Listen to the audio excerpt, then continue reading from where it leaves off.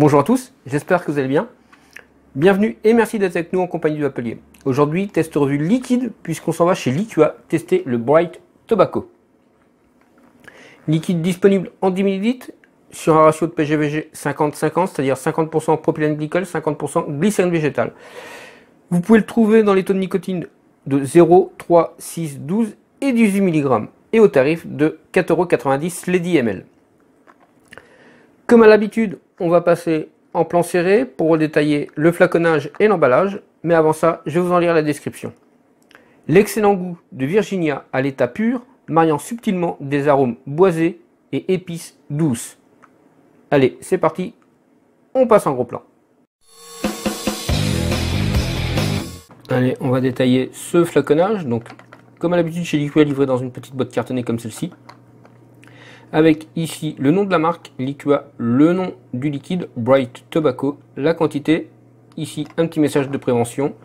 Sur le côté, on retrouve le nom de la société, le nom du liquide, une adresse internet qui vous permettra d'aller vérifier l'authenticité du produit, une petite image pour vous expliquer comment dévisser le bouchon, puisqu'il y a une sécurité enfant qu'on va détailler tout de suite après, et comment remplir votre réservoir, le diamètre de la pipette, ainsi que le nom du laboratoire. Au dos, on va peut-être zoomer un tout petit peu.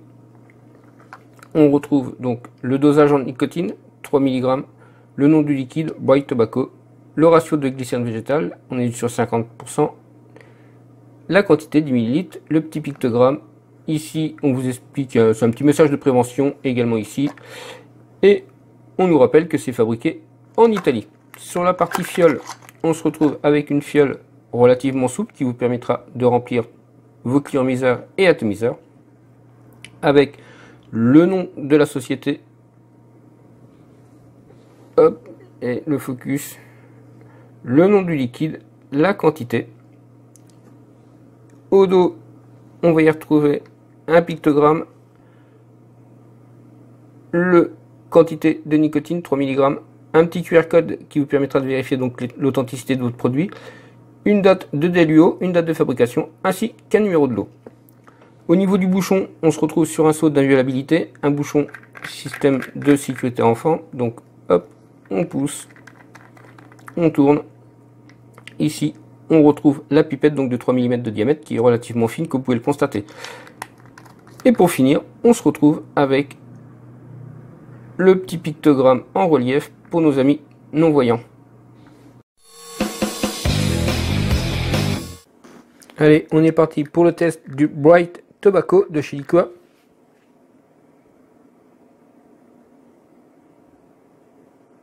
Donc au nez, je vais sentir des épices. J'ai envie de dire des épices orientales.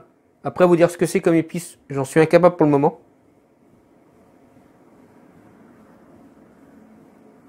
Je sens que les épices. Pour le test, on va passer sur le petit WAPS Nano comme d'habitude, ou souvent. Je suis à environ 0,45 ohms et on va vaper à 25 watts.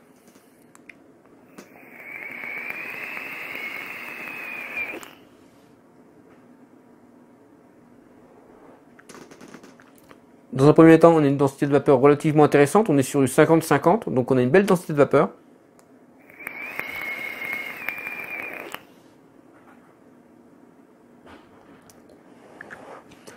Au niveau du hit, je suis sur un litre léger pour du 3.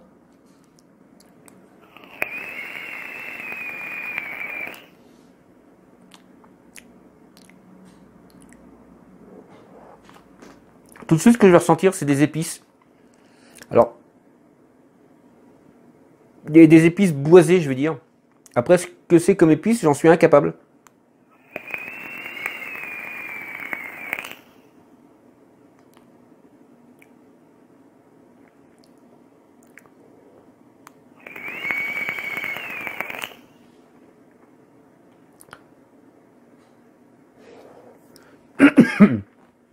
Donc dans un premier temps, je vais sentir des épices.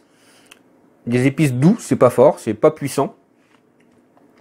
Je vais sentir un côté sucré également. Et par la suite, je vais sentir ce tabac. Mais ce tabac, c'est assez spécial comme tabac. C'est tabac de Virginie. Donc c'est un tabac qui est relativement sucré.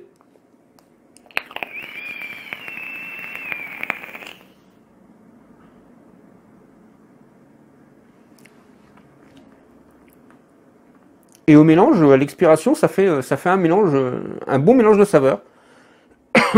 Pardon.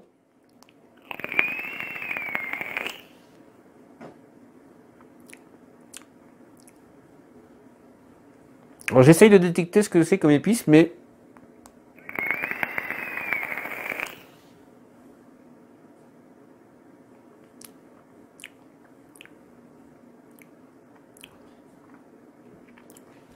je suis incapable de vous répondre.